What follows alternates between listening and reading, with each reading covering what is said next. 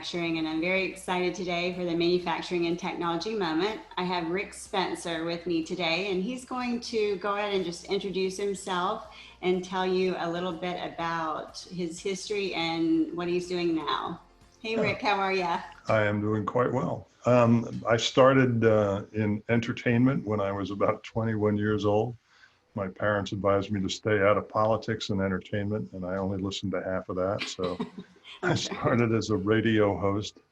Actually, I started first as a comedy writer for a New York disc jockey who was very popular at the time, a guy by the name of Don Imus. It was Imus in the Morning, Hmm. and he would hire or you know have us come in and do different bits and things. So it was fun. Unfortunately, Don passed away recently after an amazing career, but we had a lot of fun with him and that team. Then I got my own show, and I realized I couldn't do what he and my other folks there, like Howard Stern, I couldn't do what they do.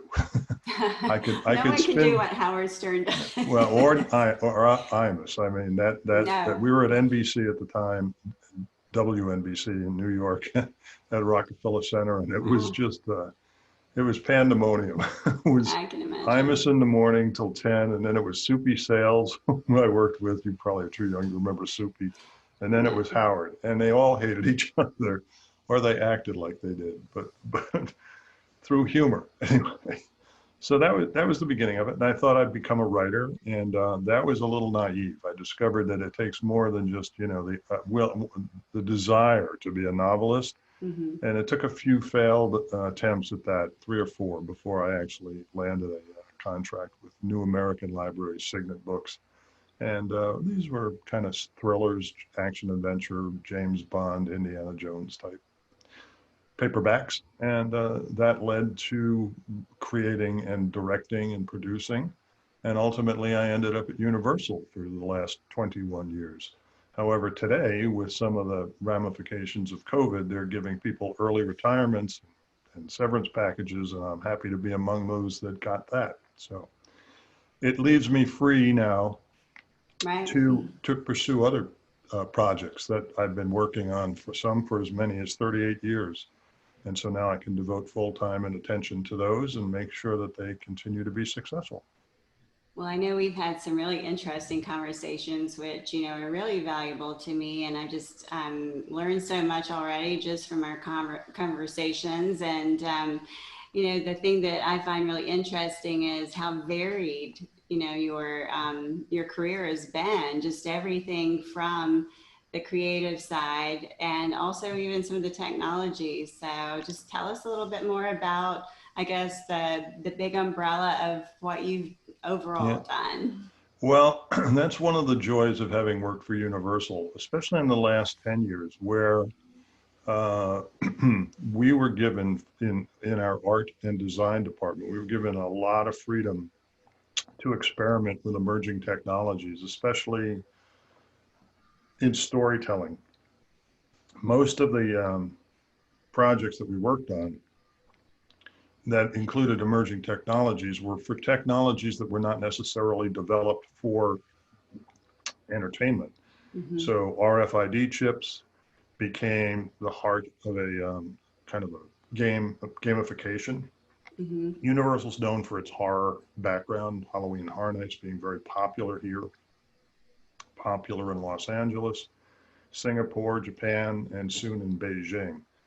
And we would look at these, even things as now accepted as websites. We were developing the first in our art and design department. We were developing the first websites for Universal because it was an emerging technology 10, 15 years ago, whatever. And then we moved from RFID. We would embed RFID chips in various locations in the park. And if you walked around, you would get a trigger on that. You would play a game and kind of a scavenger hunt, and characters would carry this stuff around. Characters is the name we give to Mm-hmm. actors who dress up. Anyway, then we moved beyond that to beacon technology, so that Mm-hmm. it made it a little bit simpler that the guest who played these games didn't have to actually use an RFID chip to register their location. They just needed to be somewhere, and we would know that they had done something.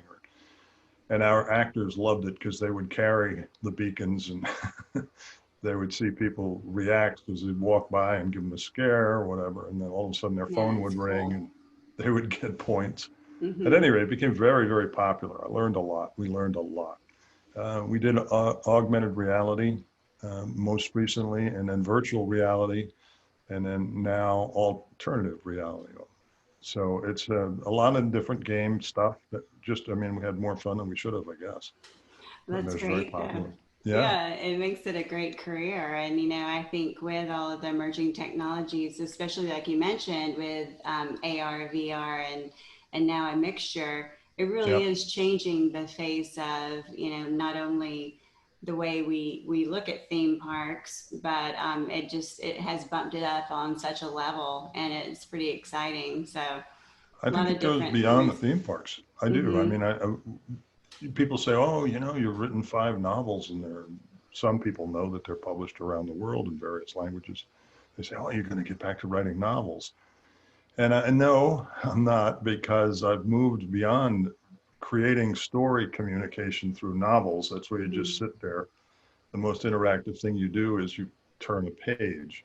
But what I loved and learned from Universal, it's much more fun to engage your audience in puzzle solving and let them piece it together, because it means so much more. They don't have to just sit there and watch a film go by or page by page. But if you start giving them clues and they start putting them Mm-hmm. together, it's highly motivational. It's really amazing. And it transcends all age groups and demographics, which shocked me. I thought when we started this stuff at Halloween Horror Nights that we were, kind of playing to a target audience, 16-year-old boys up to maybe 34-year-olds who hadn't Right. matured beyond that. But it turned out it was not that. It was completely different demographic. While there was a good group like that, there were women in their 50s and 60s. I had a woman in a wheelchair who just played these games daily.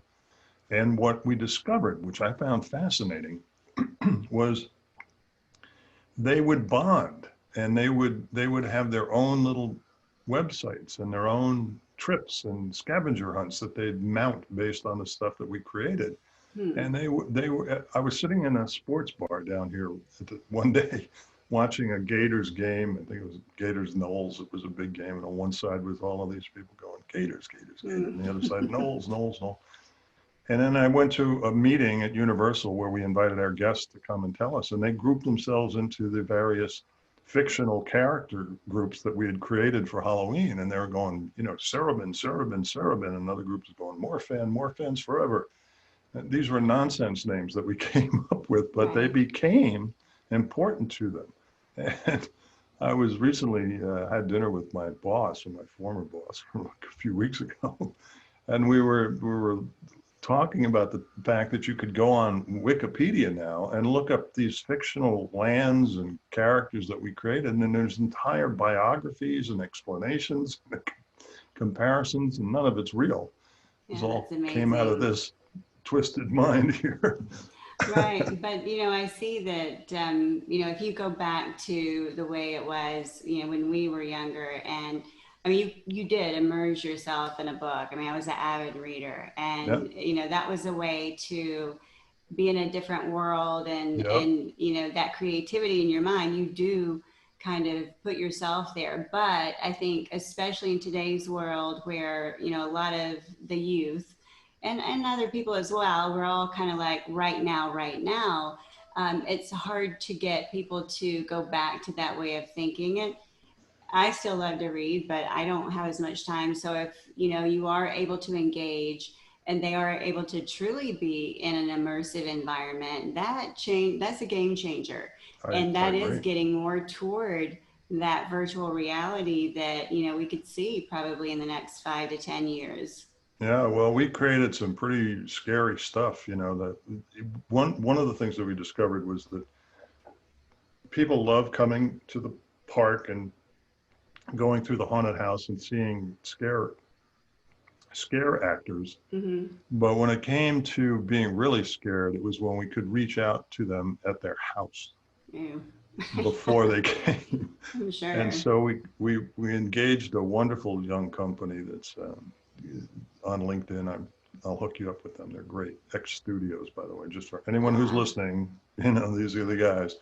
At any rate, we created different campaigns for the Halloween, and you know, it would be, hey Gretchen, you got to log on to this thing. I mean, there's something you got to see right now, and you'd log on, and there's a kind of creepy guy with a telephone thing going, and all of a sudden your phone would ring at home, and it'd Huh. say, "You belong at Halloween Horror Nights. What's your And favorite scary you movie? better be there." And he'd hang up, and Yeah. it'd hang up, and he would cross your name off a list. Mm. And it was, you know, just it was just programming and knowing how to do it. Wow. Yeah. And but it creeped people out, which was part of our job description.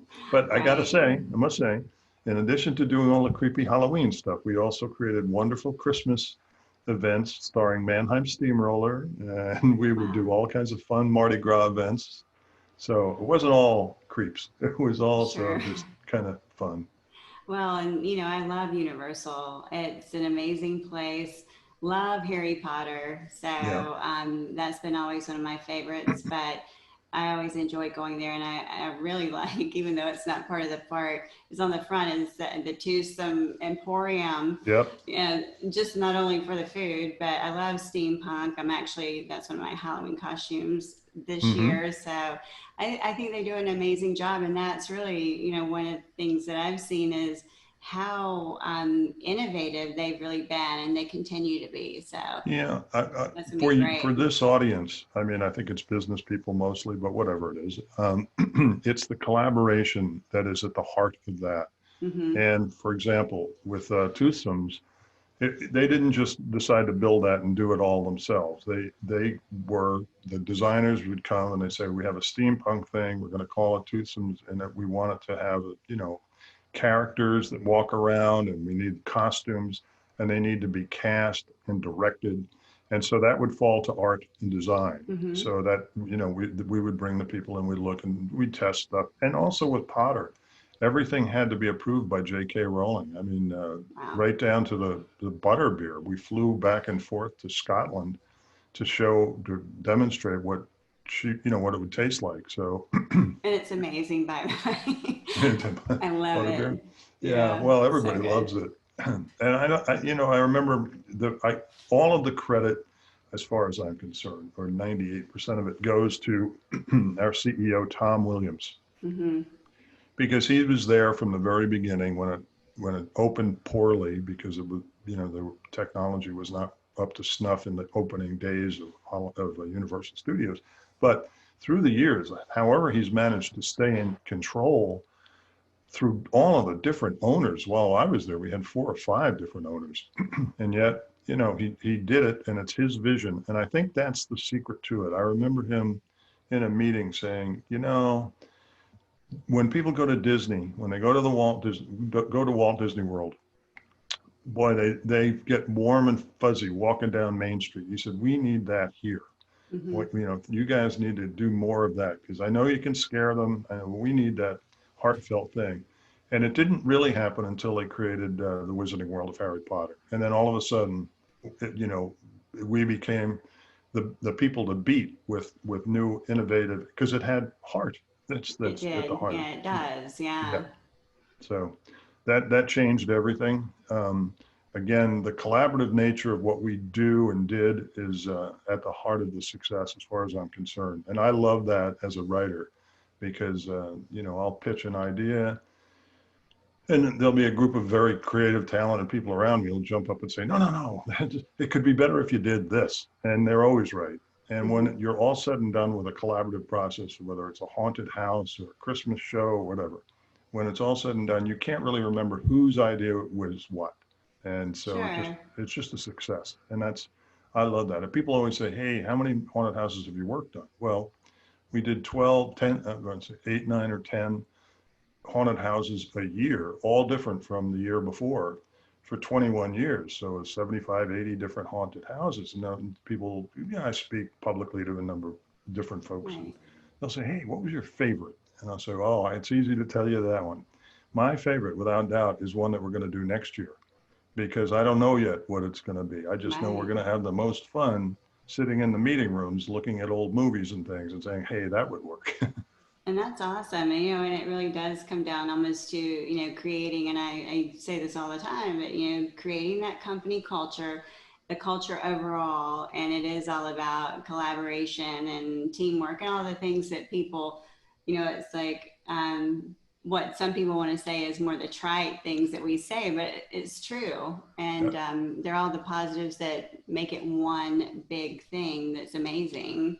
Yeah. Well, our art and design department was a laboratory of just tolerance and humor. I mean, I can remember sitting with my boss at the time and now my good friend and former boss. His name is TJ Manarino. And TJ and his team started on Nickelodeon doing the old games like Family Double Dare and Legends of the Lost Temple and all. They Hmm. built and created all of that stuff in Florida because it Wow. was produced in Orlando. And then when they left, all of the artists went over to his art and design department at Universal. And not too long ago, maybe just about a year ago, we were sitting around in his office, and you could hear these gales of laughter coming from the. We were up on a second level, but we were open to the designer studios down below, and people were laughing constantly all day, every day. And I said, that is music. I said, you go Hmm. anywhere else in the company, people are not laughing like that. Certainly not in the accounting department. Right. But it's true. It Yeah. makes a huge difference. And that's telling of, again, like that overall culture. And especially the fact that you're out having dinner with with your past bosses and you're able to do that and there's that respect there, that's important. And, that's the way that, it should be. Yeah. Yeah. Oh, Uh, yeah. I think the thing I miss most right now, just right now, is the filter. And I told this to TJ the other night. I said, I have new offer jobs that I've taken and positions in them as creative director for two companies and, consulting creative director for another, blah, blah. But at any rate, I said, the problem is they're fans of me and you and art and design. So they never challenge anything that I bring in. Whereas when I used to come up here and say, hey, how about this? Why don't you read this over? I would know that it would come back with all of these notes and say, wouldn't it be better? Or no, or yes, this has right. worked, this works. I said, I miss that because they like everything I do because they've been conditioned Right. to it. They don't realize it had gone to a filter of people before. So I miss Sure. that. But we're back Yeah. to it. We're And back that to it. creates the growth, Yeah. to have that, where you're reworking and you're making it better and you have some Yep. input. So, Yep. well, tell me a little bit about, I guess, your next new world, your next life, because you got so much now to look forward to as well. Let us know a little bit about what you're doing now. Sure. Sure. Well, I think I sent you a link to one of my companies. It's called the Spencer Library. Yes. And it was again, a collaboration among, different producers. It was born frustration in the film world because in the movie business and the independent film business, it takes a year to 2 years, sometimes even longer, to make one film, Mm-hmm. and it rattles around in your head, and you're obsessed with it. It's if you can make a feature film, which I've done, you can leap tall buildings in a single bound. I'm convinced, but it's no fun when you're all said and done. Right. I mean, Steven Spielberg cannot look at Jaws because it was so painful to make. I'm sure. Yeah, and anyway, so I know that from experience. And one night I was driving home from a film shoot in Manhattan, and I heard a National Public Radio host introduce The Fall of the House of Usher, an opera. But he said, to get you into the mood, I'm going to read you a few paragraphs. And as I listened to the reading, it wasn't very good reading. Mm-hmm. I said, if I take one of my voiceover artists and let him do The Fall of the House of Usher, and then hire one of my composers from film to score it, it could be really powerful. And that was how the Spencer Library was born. These amazing collaborations with great composers and great voice artists. I'd love to take credit for it, but basically it's their work that shines, Mm-hmm. and we get the best reviews in the world. Oh yeah, it was amazing.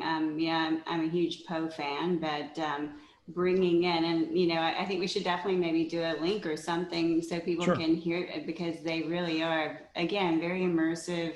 Oh, yeah. And just the music is amazing. It actually fits very well with the story. So Yeah.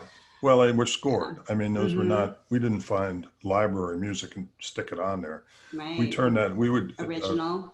it's all original music, and it would probably take at least a year to do them. Mm. So while a read unabridged is 60 minutes, it took 8 months, 9 months for them to score that piece, just because of the time it takes. There's more music in a Spencer Library title than there is in a feature film. Right. So, Yeah, you can so just tell. for your viewers, I don't know where this goes, but right now, this week, next week, you can download The Fall of the House of Usher for free on LinkedIn. Or you don't have to go to LinkedIn. You just have to use LinkedIn, LinkedIn, small, Awesome. and you can download it for free. You go through the checkout process. When it gets to coupon code, you put in LinkedIn, and it'll waive the $2.99 download fee. You can also Yeah. sample all of that.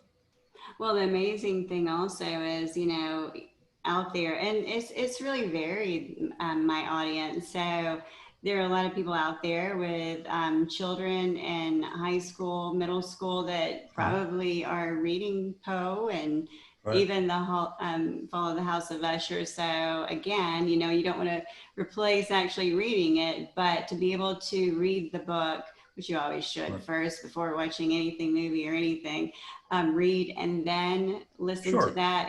It's amazing. So and all the Yeah. others as well, because you've got quite a few Yeah. other titles. They're all classic short stories. Mm-hmm. And if you don't like horror, To Build a Fire by Jack London is a bone chilling adventure story in the Yukon. I mean, that's pretty cool Mm-hmm. to listen to. My sense would be, okay, you should read the book, but if you're turned on to reading or Poe or Jack London or Charlotte Perkins Gilman, Washington Irving, you can get a cool sample of what it would have been like had they been made into movies, Right. even though there's no real picture with this. I mean, and here's an interesting evolution. I work on another project that I can describe briefly in a minute, but it's presenting award-winning short films in an evening of what we call a short film concert. And we've been doing it for 39 years, and it's hugely successful wherever we go. And one of the places we went was the Museum of Arts and Sciences up in Daytona Beach. And Mm-hmm. they've been presenting the Asbury Short Film Concert now for the last couple of years to sold out audiences. But they've also listened to the Spencer Library, and they say, hey, could we play the Spencer Library in our planetarium? And I thought, well, you could, but there's really nothing to see. Mm-hmm. It's an audio book. They said, yes, but there's a huge untapped audiences of blind individuals and people who want to have an evening of entertainment with someone who's sightless. And they talked to the Florida Department of the Blind, and they thought it was the greatest idea in the world. They were scheduling Right. busloads of folks to come and listen to these different stories, even though they had no sight, because it was an evening out, and no one is Right. producing entertainment for the blind. And there are 10 million people in the United States currently who are sightless, and we are all headed there some one day or one way or another. Right. And so I thought that was cool. Unfortunately, COVID came along and shut down the program and shut down the planetarium and shut down the museum. But we're Right. slowly crawling back out of that. We're scheduled the Asbury Short Film Concert for January 29th of this year in Daytona Beach with Ah, social distancing and right. and you can also, I think you'll be able to, if you don't want to come to the theater, I think you can watch it on television or, Oh, download it. nice. Yeah. Our philosophy there had always been, though, and we didn't want people seeing these amazing short films on small screens because the filmmakers killed themselves to make them movies. Right. And so we wanted to see them on the big screen with great sound, and that's been at the heart of the success of the program. But of course, now everything's got a new twist. But that's true. The cinematic piece of it, you just can't replace that. No. Netflix or anything else, and that's why theaters are still very important, because that's part of the entertainment factor. Yep. So, and getting the It's, popcorn and candy. and listening to people react to the stories Sure. and, you know, the Asbury films, they're no more than about, some are as short as 60 seconds and they win an Hmm. award, and some are as long as 11 minutes. But they're either hilarious or they're very touching. They're Hmm. always memorable, and people always come out and say, "Oh my God, tell me when this is going to happen next year. I've got to get my tickets now." Yeah, I would love to. Those are the type of things that I'm sure branching out to other cities, and Yep. I think we talked about that.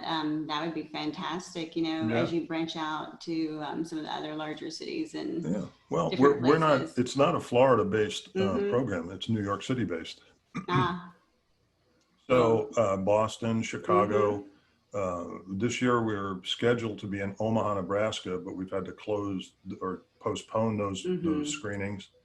Up and down in Florida. I take it to Scotland where I teach, and Uh, so they love them because they're American. Well, they're not American films. They're really actually international films. Half of mm-hmm. them are in subtitles, but the Well, tell Scots us a love it. little bit about Scotland and Hmm. that venture. Yeah, that's one of those things. You asked about the darkest days. If you ever said, "Hey, by the way, you're going to be an honorary fellow at Queen Margaret University in Edinburgh," Wow. I'd have said, "What are you talking about?" But what happened was that one of the professors there, a guy by the name of Richard Bent, he came to he is a travel writer Mm-hmm. as well as a professor of business there, and he came to Universal a couple of times. And I have mutual friends at Disney, and they introduced me to Richard. And Richard said, "Would you mind coming over and doing a lecture?" And I said, "No, I'd love it." So that led to me going over on a more regular basis, and it led to them making me an honorary fellow, Very which I'm not nice. exactly sure what it means, but I think it sounds so cool. I do too. Is that like being knighted? Yeah, I'm thinking about buying a kilt. No, I'm Yeah. not. Oh, you should actually. No, no. Scotland, hey, Oh my that's not God, a it's so bad place beautiful. to travel. I have never been, but It's not what you think. I mean, you know, the mm, old city of Edinburgh is definitely an old city, like, you know, like London, mm-hmm. but it's not. There's very little modern stuff going on in Edinburgh. So the buildings Hmm. are all 400 years old. I love that though. Oh, I know, I know. And then they said, "Well, we have to take you up to the Highlands," and I'm Mm, thinking, okay. And I never really studied that, except that they yeah. wanted to take me to the Highlands. They take me around the country to different places to speak and to do things. We get in the car to go to the Highlands, and all of a sudden, and I'll tell you where you can see a good sampling of it's in the movie. Uh, it's the James Bond movie with Hmm. Daniel Craig, where the M gets killed at the end. Skyfall. Skyfall.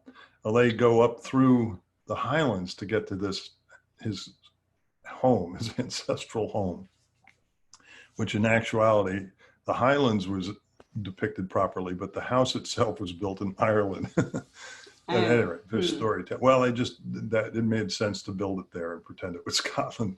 But as we go further north, all of a sudden, what I thought was just going to be rolling green hills with sheep and Scottish cows turns into the Alps. I mean, here's these giant mountains with snow-covered uh, peaks and ski resorts, and I think, why didn't I Huh. know this? You In know, Scotland. yeah, the Highlands Yeah. is really an alpine place, I huge. didn't know that either. No, it's amazing. And then if you get up to the Isle of Skye, which was my most recent trip, no, it was 2 trips ago, but the Isle of Skye is another world unto itself. So it's fantastic if you like history and that sort of thing. I can imagine. And you've Yep. traveled a good bit. Yes. Well, my wife was a travel agent in life, Nice. and part of the compensation for travel agents in the day was free tickets to Mm-hmm. wherever they go. So it would not be unusual this was before children, of course, but it would not be unusual for her to call me because I was home writing novels, and she'd say, "Hey, you know what? TWA used to be an airline. Mm-hmm. Their rep just came in and gave me 2 free tickets to anywhere that they fly. The thing is, we have to be at JFK Airport by 6 o'clock." And I'd say, "All Wow. right, well, I can pack up and, meet you there, or I can pick you up." I'd say, what should we pack? He says, well, I don't know where we're going. So, you should pack our ski boots and our bathing suits. Yeah. So we would be in Aruba That with sounds ski like boots, fun. or or we'd be in, Germany with bathing suits. Well, that But always that was, works. They always have yeah, the hot it was a great thing. We actually Yeah. got to the point where we were so tired of travel that we just stopped doing it. We ended up with a Hmm. big stack of free tickets that we never used. Wow. Yeah, that would be interesting though, and it's great for a writer because, as far Oh as yeah. travel goes, it really is to be able to see other pieces of the world and, Yep. not only to see obviously the scenery, but to engage with people and learn about their lives. I think that's one of the main things that helps you, open up and be more open-minded and more accepting. And I think everyone should travel because of that reason. So hopefully, Absolutely. And they don't have yeah, to go to Europe. I mean, it's good if right, you can, but you could just go to, Austin, Texas, if you've never been, or Atlanta, right. Georgia, Chicago, Illinois, anything like that. I mean, for me, it was Yes. inspirational. I mean, my spy novels slash action adventure novels were set in the places that we would visit. You Uh, know, I was sitting in, again, it was one of those deals of the dark hour where a book that I had finally sold got canceled because the company got sold to another company. It was hmm. CBS bought Pocket Books or somebody. Yeah, Pocket Books. And we had Hmm. just signed a contract with Pocket Books to write a novel about New York. And then they called and said, no, we've sold the company and we don't need your book anymore. And I was really bummed because I really wanted to be a novelist. Right. And so Yeah. we flew off to Austria, and I was sitting in a Good day, tour bus. mate. Yeah, well, I mean, we had free tickets. I I'm said, just being.